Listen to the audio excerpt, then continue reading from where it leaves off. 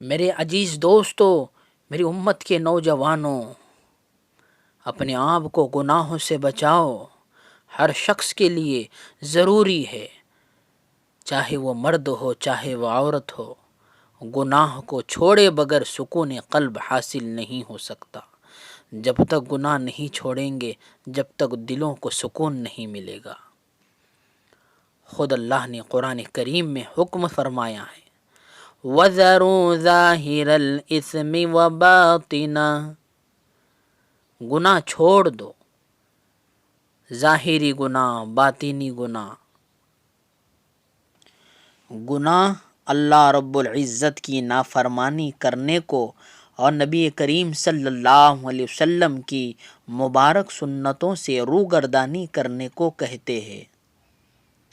گناہ میں انسان کے لیے دنیاوی نقصان بھی ہے اور آخرت کا نقصان بھی ہے۔ گناہوں کا علم ہونا چاہیے، گناہوں کے نقصانات کا علم ہونا چاہیے۔ امام غزالی رحمۃ اللہ علیہ نے لکھا ہے، عالم شخص وہ ہوتا ہے جس پر گناہ کے نقصانات اچھی طرح واضح ہو جائے۔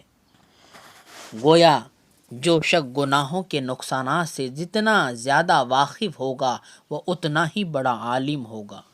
یہ بات بہت کام کی بات ہے۔ وجہ یہ ہے کہ جب انسان کسی چیز کے نقصان سے واقف ہوتا ہے وہ اس سے بچتا ہے۔ یہ انسان کی فطرت ہے۔ مثال کے طور پر انسان زہر کے نقصان سے واقف ہے، اس لیے وہ اس سے بچتا ہے۔ اگر یہ بات اسے بتا دی جائے کہ آپ کے سامنے جو 1000 بسکٹ رکھے ہوئے ہیں ان میں سے 999 بالکل ٹھیک ہے، صرف ایک بسکٹ میں زہر ہے، آپ کھا لیجیے، تو کیا وہ اسے کھا لے گا؟ وہ انسان اسے کھانے کے لیے بالکل تیار نہیں ہوگا۔ وہ کہے گا کیا پتہ جس کو میں کھاؤں گا وہی زہر والا بسکٹ ہوگا، کیونکہ ہمیں پتہ ہے کہ زہر کھا لینے سے انسان کی موت واقع ہوتی ہے، اس لیے نہیں کھاتا۔ لیکن ایک بچے کو اس سے واقفیت نہیں ہے، اس بچے کو ایک بسکٹ پکڑائے اور اس سے کہے کہ یہ زہر والا ہے، تم کھا لو، تو وہ بچہ اسے منہ میں ڈالے گا، اس لیے کہ وہ اس کے نقصانات سے واقف ہی نہیں ہے۔ اس مثال سے یہ بات واضح ہوتی ہے کہ جب انسان کسی چیز کے نقصان سے واقف ہوتا ہے تو وہ اس کے قریب بھی نہیں بھٹکتا اور ہر ممکن طریقے سے بچتا ہے، کیونکہ وہ سمجھتا ہے کہ مجھے نقصان ہو جائے گا۔ اسی طرح ہم سب جانتے ہیں کہ سانپ کے زہر سے نقصان ہوتا ہے، گویا سانپ سے نقصان ہی ہوتا ہے۔ ہر چھوٹے بڑے کو پتہ ہے کہ اگر سانپ کاٹ لے تو انسان مر جاتا ہے، حتیٰ کہ اگر کوئی پلاسٹک کا بنا ہوا سانپ بھی دکھا دے تو لوگ ڈر کر بھاگ جاتے ہیں۔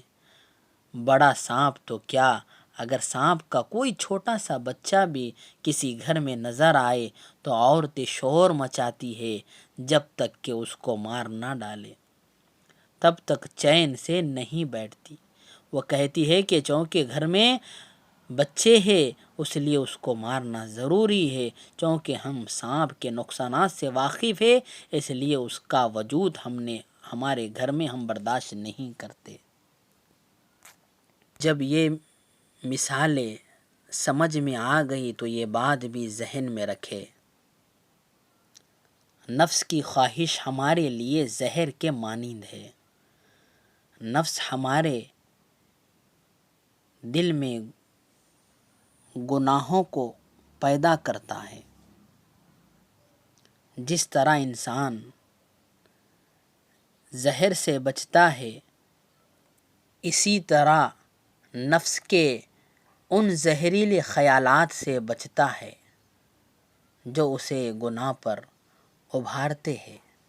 جس طرح انسان زہر کے بسکٹ کی دعوت قبول نہیں کرتا، اسی طرح گناہوں کے بسکٹ نفس میں جو نفس پیش کرتا ہے، یعنی دل میں جو خیالات آتے ہیں، ان خیالاتوں سے انسان کو بچنا چاہیے، اس کی دعوت کو قبول نہ کرے اور سوچے کہ اس خواہش کے پورا کرنے میں زہر ہے، لہٰذا اگر میں پورا کر دوں گا تو میری روحانی موت ہو جائے گی، میں روحانی موت سے مر جاؤں گا۔ اسی طرح برے دوست کی مثال سانپ کی طرح ہوتی ہے، اس لیے ہمارے مشائخ نے کہا ہے برا دوست سانپ سے بھی زیادہ نقصان دہ ہوتا ہے۔ اگر سانپ کاٹ لیا تو انسان کو جسمانی موت واقع ہوتی ہے، اور اسی طرح برے دوست نے کاٹ لیا تو انسان کی روحانی موت ہو جاتی ہے۔ برا دوست شیطان سے بھی زیادہ برا ہوتا ہے، وہ اس لیے کہ شیطان انسان کے دل میں فقط گناہ کا ارادہ یا خیال ڈالتا ہے، مجبور نہیں کرتا، لیکن برا دوست نہ صرف گناہ کا خیال ہی دل میں ڈالتا ہے بلکہ ہاتھ پکڑ کر انسان سے گناہ بھی کرواتا ہے۔ تو برا دوست سانپ اور شیطان دونوں سے زیادہ برا ہوتا ہے۔ جس طرح ایک ڈاکو کے نقصان سے ہم واقف ہوتے ہیں، اگر ہمیں پتہ ہو کہ اس راستے پر جانے پر وہاں ڈاکو حملہ کریں گے، ہمارا سامان لوٹ لیں گے، تو ہم اس راستے سے نہیں جاتے۔ اگر ہم گھر میں ہو، ہمیں پتہ ہو کہ باہر ڈاکو ہے، تو ہم دروازے سے باہر نہیں نکلتے، اور ڈاکو بھی اسی انتظار میں رہتا ہے کہ یہ کب باہر نکلے گا اور کون اس راستے سے آئے گا تو میں اس پر حملہ کروں۔ اسی طرح شیطان بھی انتظار میں ہوتا ہے کہ وہ ابن آدم کے قلب کی طرف متوجہ ہوتا ہے، جب وہ بندے کو ذکر کرتا دیکھتا ہے تو پیچھے ہٹ جاتا ہے، اور جیسے ہی وہ اسے ذکر سے غافل پاتا ہے تو قلب کے اندر برے برے خیالات کو ڈالنا شروع کر دیتا ہے، وسوسائش کو پیدا کرنا شروع کر دیتا ہے۔